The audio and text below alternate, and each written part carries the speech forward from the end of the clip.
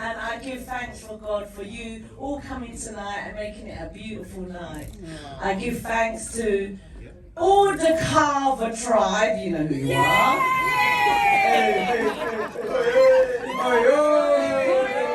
All the South London tribe, you know who you are. All the Putney tribe. Inside, outside. And everyone who come from outside London. And I want to give thanks to all the elders in the house, especially my auntie Veronica and my sister Sylvia, and my teacher, Mr. Quinn, who used to be my homework teacher, and all the young people in the house. And most of all, I want to give thanks to let me see. Emmanuel, my director, and his team who made it possible and brought the film to fruition. And most of all, I want to give thanks to my beautiful sons, Torann and Joe. He's made me the woman I am, and thank you, Mummy and Daddy. I hope I made you proud.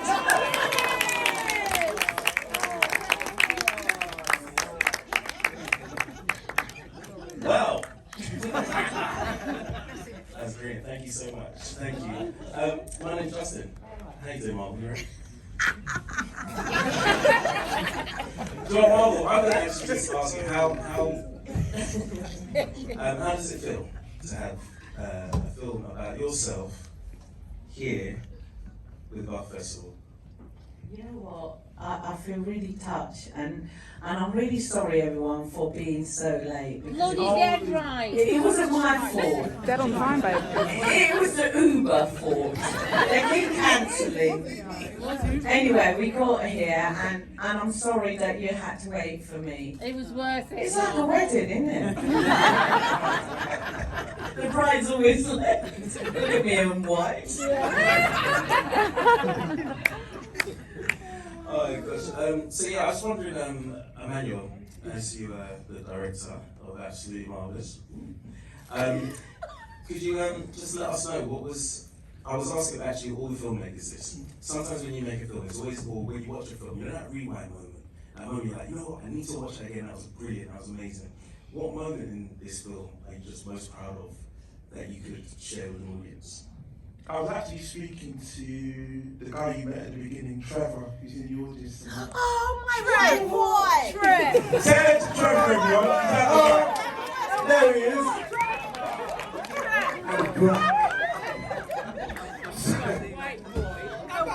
Oh, white boy. Which wasn't in the edit, by the way.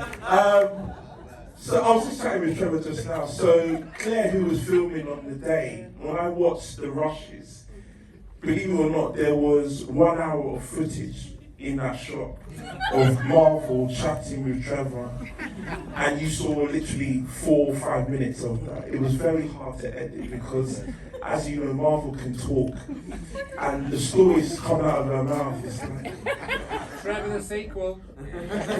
well, yeah, you know, stand-up show, spin-off, it's all going to happen, but I think those that know Marvel know that she's got a great support network, and she's got long-standing relationships with friends, family, and it's hard in a documentary to crunch all that down and to give people a sense as to the character that Marvel is.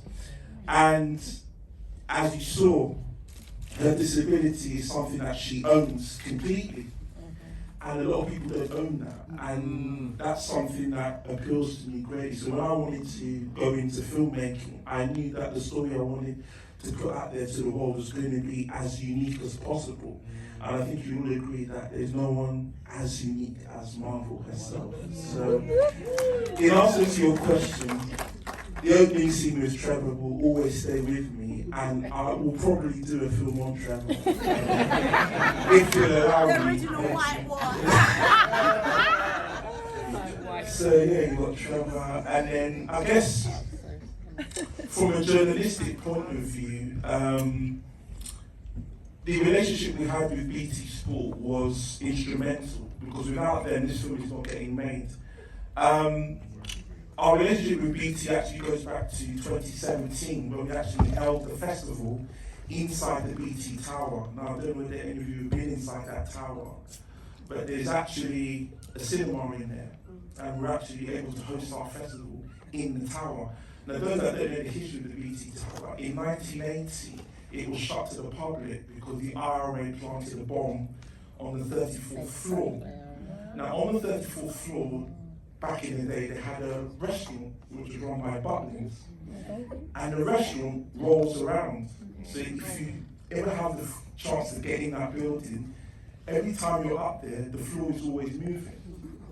And how Buff ended up in that venue was, I was a member of the Royal Television Society at the time, and BT had just entered the sports arena, and they kind of were showing the Premier League and the Champions League, and they were looking for kind of a new avenue into broadcasting.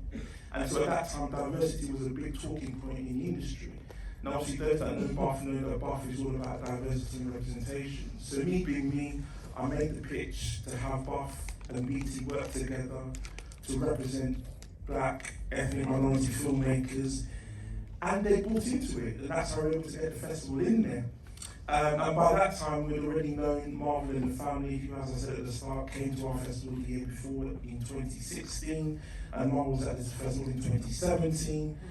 And it was after that festival that Marvel, as she does, would call me at 9, 10 at night, would speak for an hour, and she would say, "Emmanuel, I've got some footage from Kilimanjaro. Can you make a film with this?" And she was on the radio actually last week on BBC Radio Stoke, and I didn't even notice at that time, but she thought I wasn't going to make a film. She was there, and she thought it was a joke. She thought, "You can't make a film with that."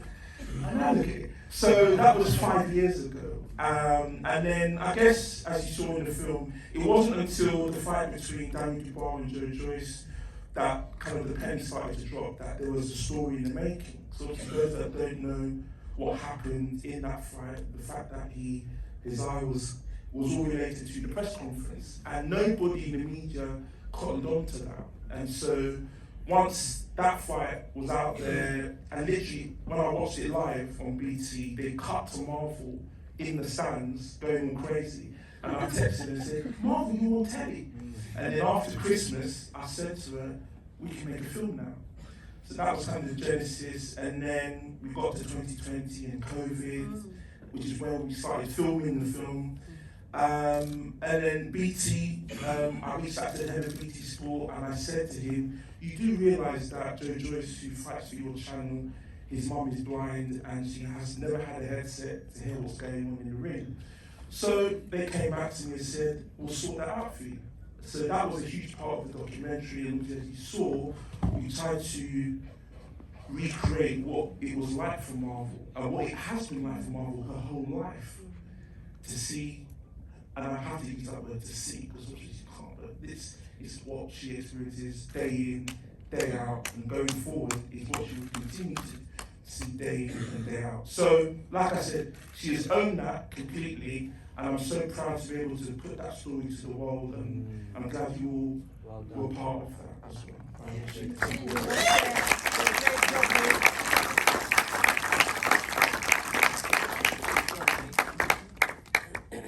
So yeah, thank you for that. Torann, how do you find it seeing yourself on the screen? Well, yeah, no, it was cool. It was a bit weird, but I just looked really big on screen. Like, fucking hell. But no, it was a cool experience, and it's good that everyone came, and yeah, it was good. It was really good, you know. Do that impression again. Come on, lad. Oh, don't jealous me. Shit, man. But yeah, no, it was a really good experience, and I'm really proud of my mum for making this documentary, and I'm really proud of my big bro, Joby, and yeah, man. Yeah, proud of myself, and really good. Claire, my next question is to you. As producer of this fabulous film, what was one of the hardest aspects that you found, essentially, to get over the line when producing the film? So for Bosch Studios, this is the second film we've produced and brought over the line. I think it's so different from narrative. So with my film, it was a narrative with a script, and this is completely unscripted. And so I think with documentary, you've really just got to have a lot of empathy and a lot of patience. You know, obviously we're so candid, we're a real skeleton crew because it's COVID. But at the same time, you know, the family like, COVID, get in there, you know. Let's be in the house, let's chill, let's talk, and we love that. And I think we had earned that privilege of being so close because we'd spent time with the family a couple of years before. We'd met them before Joe turned pro, and we've never had an agenda, but just pure love. And I think because we share that tribal, you know, relationship of being Igbo as well, Igbo Nigerian. You know what I mean? So we share the same food, we share the same language, we come from the same place. Down the road. Yeah. Down the road. So I think all those dots connected really, and then you know, boxing's a big thing in my personal family. Like my brother was, you know, boxing and training to become pro, and you know, stopped due to mental health issues. And so we're proud of Joe. Like I see Joe as a big brother. Well, we're the same age, like 85, but he's so tall, like a big brother. And probably a couple months older than me, but we are actually the same age. So I really respect his craft, I respect his mentality, and the deep conversations that we have off camera actually are more intriguing than what was actually filmed. And then seeing Torann flourish, you know, we met him when he was 15, and now he's 21, and that journey is so significant, you know, seeing him from a young guy, still very, very young, but obviously now an adult. And I think, honestly, like, we all call Marvel Mum because she, for a lot of us, you know, who haven't had that mother or maternal figure in our lives, you know, can rely on Marvel in that respect, and she is a beautiful human being, and extremely funny and extremely giving, and she allows us to forget about her disability because she's so able. And we often forget because she's more able than us. You know, I'm, you know, losing my head, and I'm in a, you know, crazy position or whatever. And she's like, gives you that grounding and that strength. And we share their mum, you know, in many ways. So going back to producing, I think with documentaries, you have to kind of be willing to be patient. You know, sometimes Joe's tired if he's just come from training, or you know, Torrann's out with friends and doing his music stuff, and we have to wait for them to be in a, you know, in a comfortable state to film.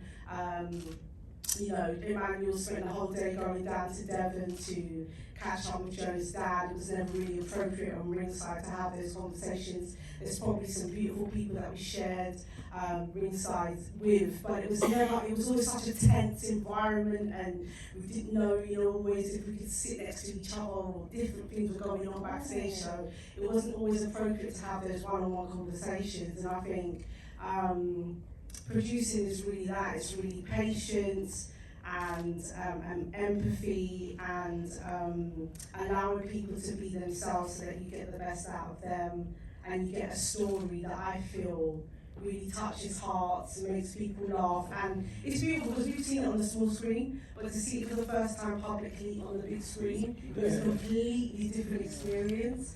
And I really want you guys to go away and tell people about it, because I think Marvel is a prime example of a life well lived, and that story is still becoming. You know, she's so young in spirit and in energy, And I think that is transformational and uplifting. And that's what Buff Studios is about. It's about finding stories that are authentic and that are really uplifting in a world that is so uncertain and crazy right now. Yeah.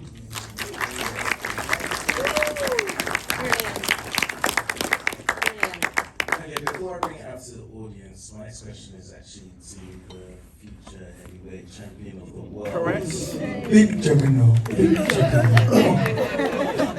case you guys didn't know. So Joe, like obviously for you as well, as an athlete and an athlete that's in the media, how does it feel having such a personal insight into your family, showing beautiful as well, insight into your family being shown on the screen in front of all these people? Yeah, it's really nice. I kind of forgot we were kind of doing this, and like, I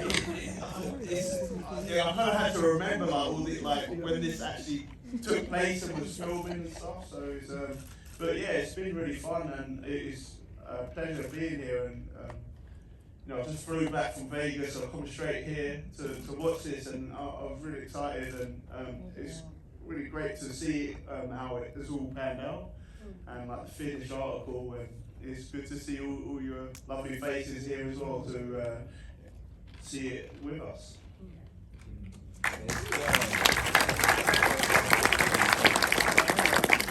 Okay, we're going to take some questions from the audience. Oh yeah, we're going to take some questions from the audience. Who would like to ask a question? We're going to do it like we're in school. Hello, ma'am. What's your question? There's a mic coming right behind you.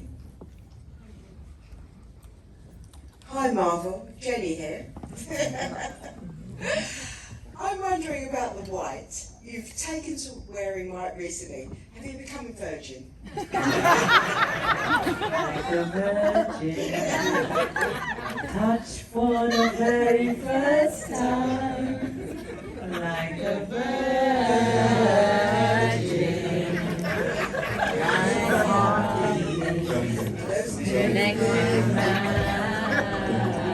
Answer the question. I'm standing in my light, darling. Yeah. Yeah. Thank you very much. You know, because I like red, I like white, I like purple, I like bright colours. And I was actually going to wear red tonight, but I went all the way to, where is it? Selfridges. They told me the dress was in Selfridges. I get all the way there, it wasn't there. They said you have to get online. So I bought this dress which was all bloody, what was it? No, they had like little sparkles like this, but bigger ones, but they... It was gold and white, and it was like, nah, I can't wear this. So I took it all the way back, and I just dragged out what I had in my wardrobe. So. You're beautiful. I was going to wear my other red dress, but I've already worn that one. So. Yes. I can shout. First of all, I really love the film. I don't know the family already, and I think it was very intimate, and I think it's lovely that you wanted and allowed us to share this with you. So first of all, thanks for that. And I also just wanted to ask you, Marvel, have you worked with film or anything before, seeing as how Emmanuel kind of explained it, your idea of just, is there a film in this? And you sent him some clips, like what made you want to create a film out of that? Well, because I climbed Kilimanjaro, I think originally I was saying to Emmanuel, could you make a film out of this? A friend of mine, she did a bit of what do you call it, an essay for her university, and she asked me questions about Kilimanjaro, and she made a little film about it, a little documentary, and I found out that she got awards. She never told me. So anyway, so when I spoke to Emmanuel, he was like, I gave him all the stuff for the Kilimanjaro, and then he decided, obviously because he saw the Daniel Dubois and Jody's fight, and obviously thought, maybe it'd be a good thing. And I really would love to make a next version, you know, absolutely marvellous 2, 3, 4. With Whoopi.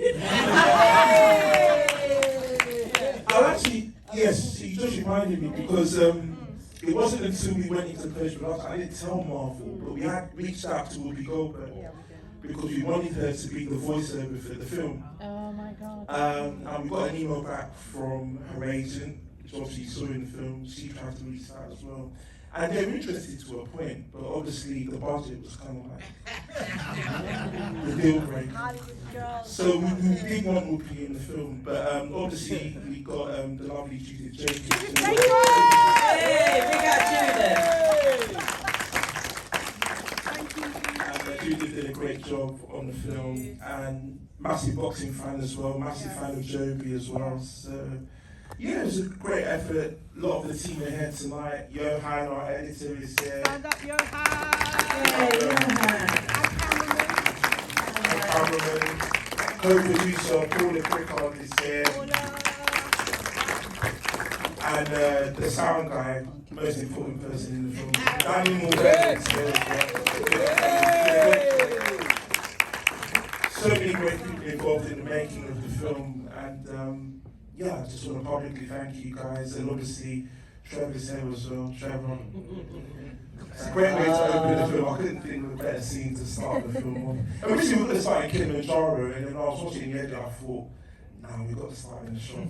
And then we had to find weeks to cut down the scenes. It's like, but yeah, Trevor's story, that's to come.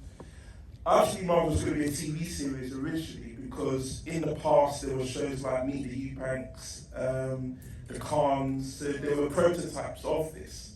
And I thought there's enough there to do a 6-part TV series. But I thought, no, let's let the world know about Marvel one time, and then after the night, I mean, this is only the beginning. So we very, very much hope that it finds a home on broadcast. And obviously Joe, when he becomes heavyweight champion, there's another story to be told there. Amen. So And there's another lots more to story come. for I'm a lover, not a fighter. And there's that as well. Torann is so shy. He's my like, little tortoise, and Joby's my little hare. So you know, I think Torann. That's the next episode. Yeah. Absolutely marvellous, starring little Torann. But anyway, what I want to say really, I'm really thankful for everyone coming here, and I think my mum and dad would have been really proud of me. And you know, my inspirational person is Nora, who would have loved to be in here, but you know, she's about, I don't know, she's quite old now, but she doesn't hear too well. And she always said to me, Marvel, you've got so much to share, and I think everyone's got a story out there to share, and you know, I think just doing this and watching this tonight is, I realise, you know, I like to leave something as a legacy, you know, because, you know, especially being like the first generation in this country, because my mum and dad, they came over here in the 50s, and I think they'd be really proud of me, because, you know, it's a kind of taboo, you know, when you've got a disability, and, you know, in our culture, you know, it's almost like you need to be invisible. So I've hoped for other people like myself who are made visible, like my dear friend Linda, who's come here tonight. She's got inspirational now, and I hope I've been a bit inspirational for other people, you know, to write their stories and get it out there and share it, and don't be shy, Torann. Thank you. Yes, I'm sorry. Yes, please. Yes, please. We have another question there. Yes. I'm trying to get the mic and he's just ignoring me because apparently somebody put their hand up before me. Anyway, I want to ask a question to you, Marvel. You mentioned your parents, and I wanted to, because of how you conduct yourself and you move around, can you tell us how your parents prepared you for your life? Well, my dad told me that I was named after his Russian girlfriend.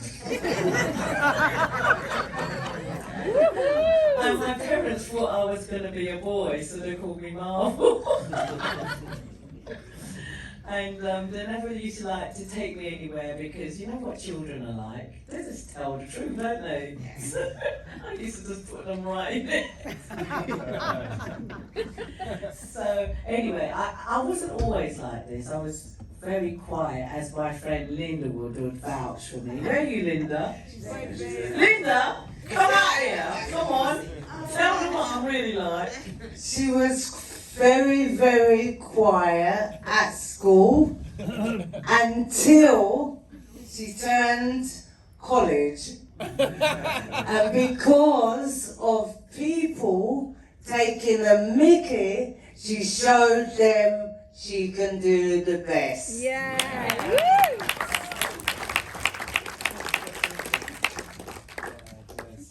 Thank you, Linda. You know what? I feel so touched. You know, I mean, I don't know what to say. I've lost the words. You know what? Bring my sister up here. Sylvia? Come on, girl. You know what? Sylvia, she's my biggest idol. I visualized about my sister for years, and then she came, she was in the Biafran War, and she came back. I had this vision of her really taller than me, my big, big sister. When she came, she had short hair. And then she's telling me that there's policemen on the roof. What policemen on the roof? And then I was trying to teach her English. And I say table. And she say table. And I say television. She would say television. And then she kept going on about the policeman on the roof. And then I clocked it one day. It's Chimleys. Oh, come on, Sylvia. You make the best jollof rice. She still does. And she still does. Hand the mic over to my big sister. I've got the mic. I can't see anything out there. I'm just so happy, really. You brought tears to my eyes, and I didn't really come here to cry. Don't cry,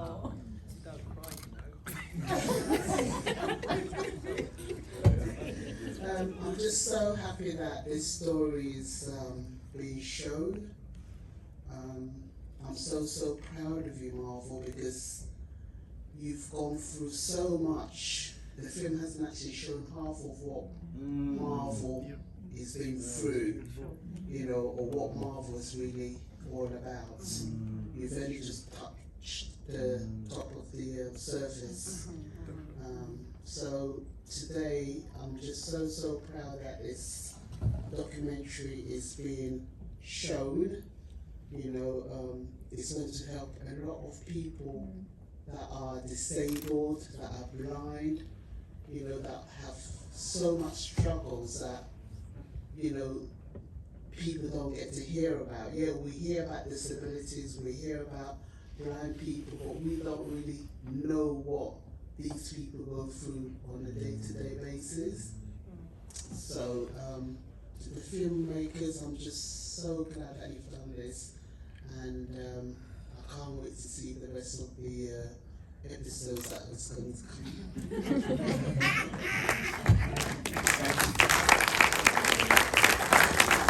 Everyone loves Marvel Vision. Yes. You guys appreciate that? That was a great touch. Because I think it's something that, we discussed, because with BT and licensing their footage, there's a limit, and we have a tiny budget that we're operating on. We remixed it, and we really wanted to show what it's like to see through Marvel's eyes and to see 7% vision. And that's what 7% vision looks like. And we've asked Marvel, like when she uses her monocles and she gets a bit of clarity of objects, and what is that experience? Like, how do you see me, because I know when I'm in her presence, she always knows I'm there. She's like, Claire. And I'm like, damn, what? And she's all of her senses are heightened, that's right, you know. And then you're shouting as well. And yeah, exactly. And I'm like, while I was trying to hold the camera. It's very surreal being at ringside. But I think it was a beautiful touch when I saw that in the first edit, Marvel Vision. I just thought, wow, that's really unique actually. And that really gives us an insight to what Marvel's daily experience is like as a visually impaired person. Yeah, sorry, I'm just touched by you doing that. Thank you and Johan for doing that. Thank you, Claire. I just want to share with you right now, okay. Can someone explain or describe what they can see of me right now? An angel.